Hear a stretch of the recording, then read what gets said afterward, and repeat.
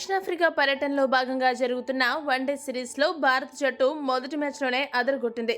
భారత బౌలర్లు దక్షిణాఫ్రికా బ్యాట్స్మెన్ను వారి సొంత గడ్డపైనే నాన్న తిప్పలు పెట్టి 3 చెరువుల నీళ్లు తాగించారు. ముఖ్యంగా హర్షదీప్ సింగ్ ఆకాశమే హద్దుగా చెలరేగి దక్షిణాఫ్రికా బ్యాట్స్మెన్కు ఊపిరి ఆడనివ్వలేదు. అక్కడ బ్యాటింగ్ చేయడం సులభమని తెలిసినా కూడా దక్షిణాఫ్రికా బ్యాట్స్మెన్ క్రమశిక్షణ రాహిత్యంతో షాట్లు ఆడి వికెట్లు చేజార్చుకున్నారు. ఇది స్వయంకృతాపరాధమే అనడంలో సందేహమే లేదు. ఇదే విషయాన్ని ఆ జట్టు కెప్టెన్ ఐడెన్ మార్క్రమ్ కూడా అంగీకరించాడు. మ్యాచ్ ముగిసిన తర్వాత మాట్లాడుతూ ఇదే విషయాన్ని స్పష్టం చేశాడు. ఐడెన్ మార్క్రమ్ మాట్లాడుతూ ఏమన్నాడంటే, ఈ సమయంలో మాట్లాడడం కూడా చాలా కష్టంగా ఉంది. సొంత గడ్డపై ఇలా ఆడడం విపరీతమైన బాధను కలిగిస్తోంది. టాస్ గెలిచి మొదట బ్యాటింగ్ చేయాలనుకున్న మేము అందుకు తగ్గట్లుగా సిద్ధపడి ఉండాల్సిందే. మంచిగా బ్యాటింగ్ చేసి ఉండాల్సిందే.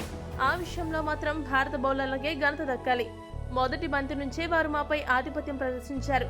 ఎక్కడా మేము కోలుకునే అవకాశం ఇవ్వలేదు. అందుకే ఆరంభం నుంచే మేము వెనుకబడిపోయాము. ఆ తర్వాత కూడా మేము తేరుకోలేకపోయాము. అక్కడే మా ఓటమికి బీజం పడింది. మైదానం నలువైపులా టార్గెట్ చేయాలని మేము మొదటిగానే ఆశించాము. ముఖ్యంగా మొదటి 6-7 ఓవర్ల పాటు అదే మా ప్రణాళిక.